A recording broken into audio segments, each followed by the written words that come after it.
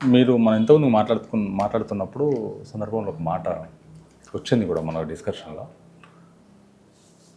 ఒక ప్రేమకి ఒక ఢిల్లీ రాజు, వీళ్ళు ముస్లిమ్స్ కంట్రీస్ ఎవరైతే ఉన్నారో, కంట్రీస్ కాకుండా ముస్లిమ్స్ మొఘల్స్ మన దగ్గరకు వచ్చి కొన్ని సంవత్సరాలు పాలించినప్పుడు దీనికి చిహ్నం చార్మినార్, దీనికి చిహ్నం తాజ్మహల్, ఇవన్నీ వచ్చినాయి.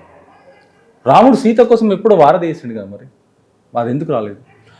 అది ఒక ప్రోపగండా. ఎందుకంటే బ్రిటిష్ వాళ్ళు ఎక్కడికైతే వెళ్ళి కాలనీస్ పెట్టారో, అసలు ఇంకా ముందు మొఘల్స్ వాళ్ళ యొక్క తెలుసు కదా, జిహాద్ అనేటువంటి కాన్సెప్ట్ ఉన్నది. అది ఫోర్సిబుల్గా వెళ్ళటం, దండయాత్ర చేయటం, కొల్లగొట్టడము, ధన మాన ప్రాణ అన్నిటి కూడా దోచుకోవటము, బలవంతంగా వాళ్ళని కన్వర్ట్ చేయటము, అది వాళ్ళ పద్ధతి.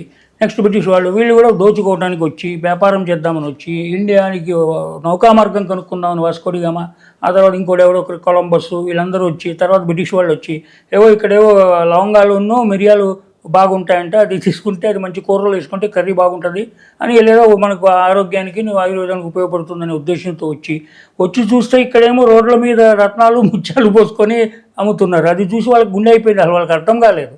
ఈ రాజులకి వీళ్ళందరూ కూడా మంచి మంచి బట్టలు వేసుకొని ఏనుగుల మీద తిరుగుతుండ్రు, వాళ్ళేమో ఇవి అడ్డం పెట్టుకొని తిరుగుతుండ్రు అక్కడ. అప్పట్లో వాళ్ళకి అసలు బట్ట కట్టుకోవడమే చేతకాని పరిస్థితిలో ఉన్నారు. నాగరికత అనే మాటకి బ్రిటిష్ వారు మేము మీకు నాగరికత నేర్పితమే అని మనకు తెలుగు సినిమాల్లో ఉంది. వారే మీకు నగరమే లేదు, మీకు నాగరికత, మీకు బట్టలు కట్టుకొని ఫిగ్ లీఫ్ పెట్టుకొని తిరిగేటోళ్ళు, ఇక్కడ ఏమో ఇంత ఇది ఉండేది. ఎలా భయ్ మీరు మాకు నాగరికత నేర్పుతారని క్వశ్చన్ చేసేవాళ్ళు లేడు. వాళ్ళు ఒక 10 తుపాకులను 100 మంది చేసేసి మనకు కూడా అంతకు ముందు కూడా అహింస పరమో ధర్మాన్ని నిర్వీర్యం చేసి, ఒక అశోకుడు అనేటువంటి వాడు రాజ్యం వదిలేసి, ఒక బుద్ధుడు అనేటి వాడు రాజ్యం వదిలేసి, చేతకాంతరంతో వెళ్ళి ఓ చేతకాని ఒక ఫిలాసఫీని తయారు చేసి, ఒక చేతకాని ప్రచారం చేసి, చేతకాని వాళ్ళని తయారు చేసి, దాన్ని పట్టుకుని ఇంకో గాంధీ అనేవాడు పట్టుకుని వాడు చెంప మీద కొడితే ఇటు చెంప మీద కొట్టమని చెప్పి ఒక వర్గానికే చెప్పి, ఇంకో వర్గానికి కొట్టేటువంటి వర్గానికి చెప్పకుండా ఇట్లా ఓరియంటేషన్ మొత్తం కవర్ చేశాను నేను. మొఘల్స్, బ్రిటిష్, ఇంకోటి తర్వాత వచ్చిన ప్రభుత్వాలు, నాయకులు, ఇది మనకు జరిగింది. న్యాచురల్గా దాంతో వాళ్ళకి కొట్టేసిండ్రు, వాళ్ళని చితక్కొట్టారు అంటారు మన భాషలో. చితక్కొట్టేసేసి ఒక నిర్వీర్యమైనటువంటి జాతి రావటానికి కారణమయ్యారు వాళ్ళు.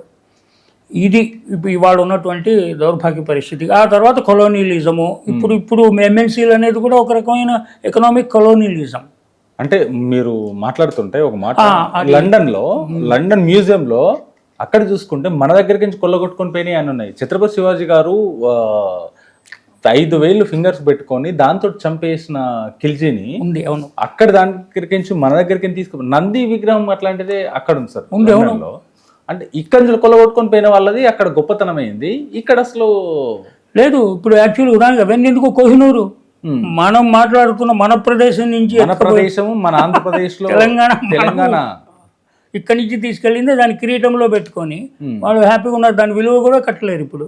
తర్వాత ఇంకోటి విన్నాను, ఏదో వాట్సాప్లో వచ్చింది ఈ మధ్య, ప్యారిస్లో మ్యూజియంకు పిల్లల్ని తీసుకెళ్తాడు తండ్రి చూపించడానికి. ప్యారిస్లో మ్యూజియంలో అన్నీ చూస్తే అక్కడ బుద్ధుడును, నాగార్జున కొండ, ఈ మన అమరావతి నుంచి, తర్వాత ఘంటసాల ఊరు, నాగాయలంక ఘంటసాల నుంచి, ఆ ఘంటసాల అనే ఊరు ఉంది, అక్కడి నుంచి తీసుకెళ్ళినటువంటి రెలిక్స్ను, విగ్రహాలు, చేతులు ఇవి పడిపోయిన అవన్నీ ప్యారిస్ మ్యూజియంలో ఉన్నాయి.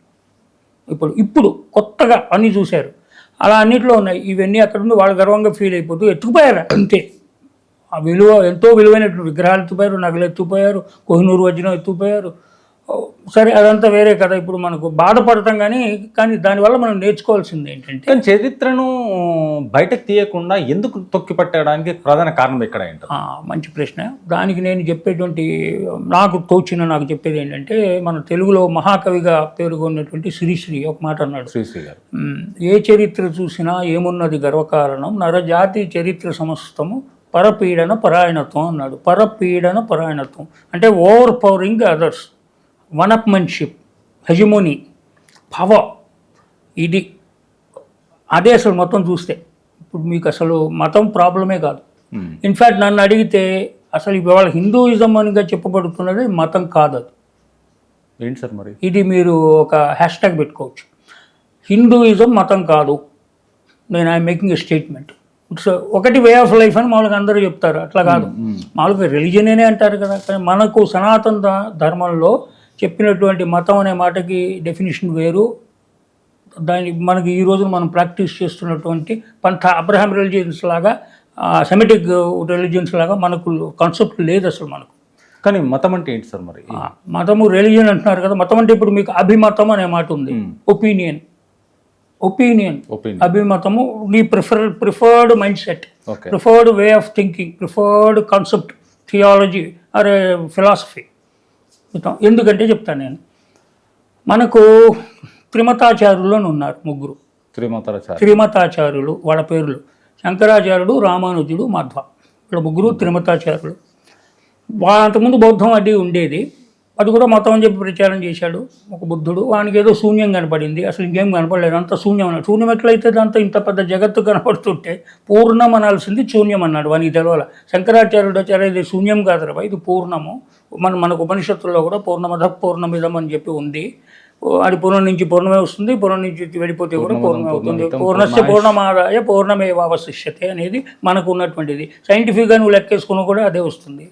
ఇంకా దాంట్లో డీప్గా వెళ్దాం మనం. ఇంకా క్వాంటమ్ ఫిజిక్స్, క్వాంటమ్ మెకానిక్స్, ఇంకా ఋగ్వేదము, నాసది సూక్తం, ఇవన్నీ అందరూ కాస్త స్కాలర్లీ పీపుల్ అందరూ మాట్లాడుతున్నారు ఇప్పుడు.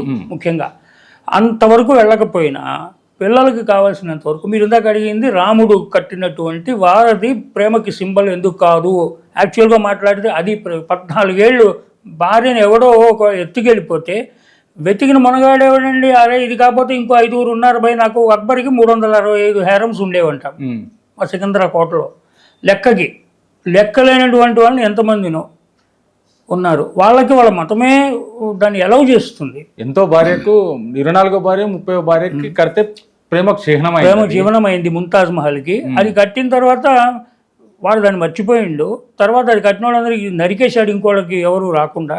అది ఒక మాని ఇది చూపించడానికి.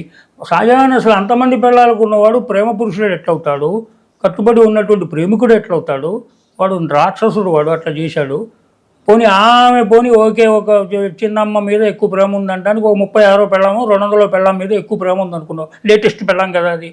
అలా దాన్నన్నా ఉంచుకుని దాన్ని ఏమైనా చేసినవా లేదు. దానికి అదేమో ఒక శ్మశానము.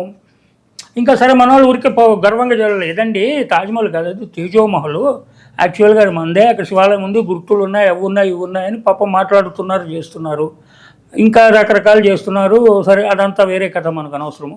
అది ప్రేమచనంగా వెళ్ళి ప్రతివాడు అక్కడికి వెళ్ళటం, ఫోటోలు తీయించుకోవటం, ప్రేమకి చిహ్నం అని. ఇక్కడేమో రామసేతు కట్టాడు, ఎంత కష్టపడి ఎంతమందిని తీసుకెళ్ళి, అది ప్రేమ ఇది ప్రేమ.